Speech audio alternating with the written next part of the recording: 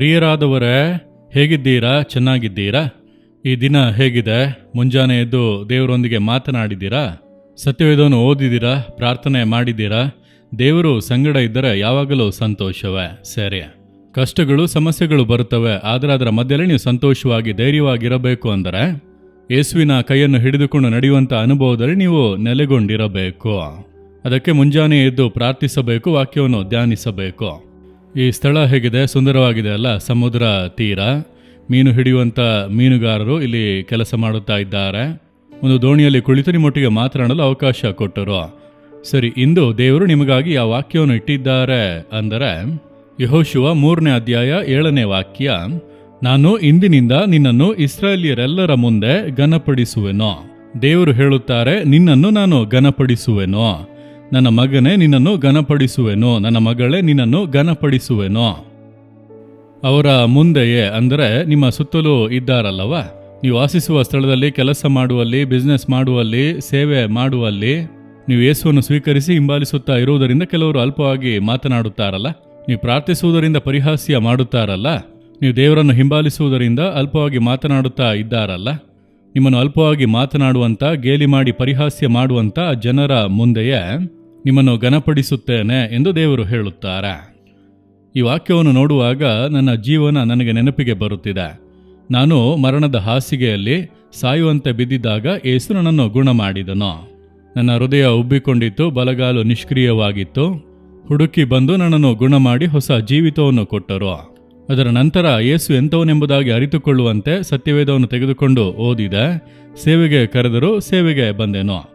ನಾಲುಮಾವಡಿ ಸ್ವಂತ ಗ್ರಾಮಕ್ಕೆ ಬಂದು ಸೇವೆ ಮಾಡಬೇಕೆಂಬುದಾಗಿ ಹೇಳಿದರು. ಸ್ವಂತ ಊರಿನಲ್ಲಿ ಸೇವೆ ಮಾಡೋದು ಕಷ್ಟ ತಾನೆ. ಯೇಸುವಿಗೆ ನಾಜರೇತ್ ಸ್ವಂತ ಊರಿನಲ್ಲಿ ಸೇವೆ ಮಾಡೋದು ಕಷ್ಟವಾಯಿತು. ಆ ರೀತಿ ಸ್ವಂತ ಊರಿಗೆ ನಾನು ಸೇವೆಗಾಗಿ ಬಂದೆನು.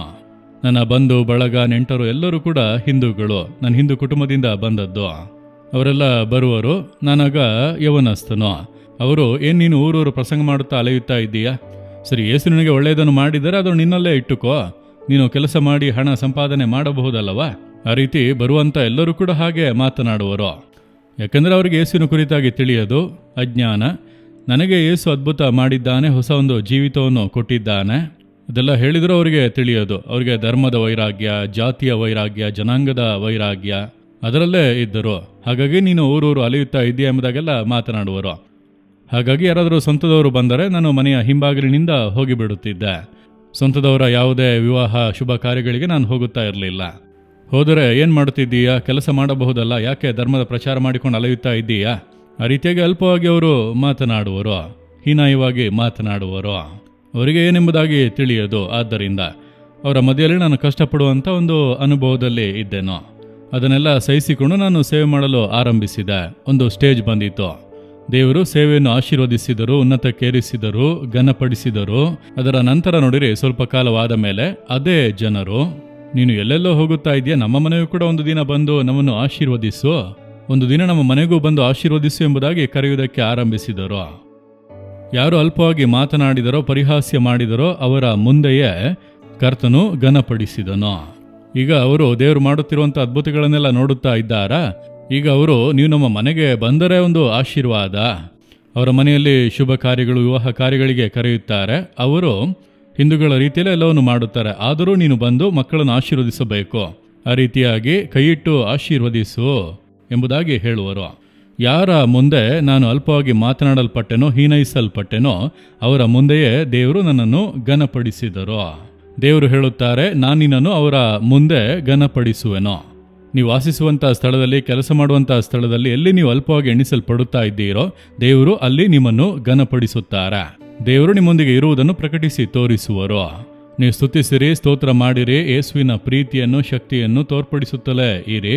ದೇವರು ನಿಮ್ಮನ್ನು ಘನಪಡಿಸುತ್ತಾರೆ. ನೀವು ನಂಬುತ್ತೀರಾ? ದೇವರೇ, ಈ ಮಗನು, ಈ ಮಗಳು ಸೋತು ಹೋಗಿದ್ದಾರೆ. ಅವಮಾನಗಳು, ನಿಂದೆಗಳು, ಇಕ್ಕಟ್ಟುಗಳು, ಸುಳ್ಳು ಆಪಾದನೆಗಳು, ಕೆಲಸ ಮಾಡುವಲ್ಲಿ, ವಾಸಿಸುವಲ್ಲಿ ಎಲ್ಲ ಪರಿಹಾಸ್ಯಗಳು, ಕಂಗಾಲಾಗಿದ್ದಾರೆ, ಅವರನ್ನು ಬಲಪಡಿಸಿರಿ. ಅದೇ ಜನರ ಮುಂದೆ ಇವರನ್ನು ಘನಪಡಿಸುವಂತ ಪ್ರೀತಿಗಾಗಿ ಸ್ತೋತ್ರ. ಯೇಸುವಿನ ನಾಮದಲ್ಲಿ ಪ್ರಾರ್ಥಿಸುತ್ತೇನೆ ತಂದೆಯೇ, amen, amen. Jesus redeem Kannada YouTube channel ಅನ್ನು ಸಬ್ಸ್ಕ್ರೈಬ್ ಮಾಡಿ. ಸಬ್ಸ್ಕ್ರೈಬ್ ಬಟನ್ ಕ್ಲಿಕ್ ಮಾಡಿ ಮತ್ತು ಬೆಲ್ ಬಟನ್ ಒತ್ತಿ. ಅನುದಿನ ಕಾರ್ಯಕ್ರಮದ ಮಾಹಿತಿ ಪಡೆಯಿರಿ.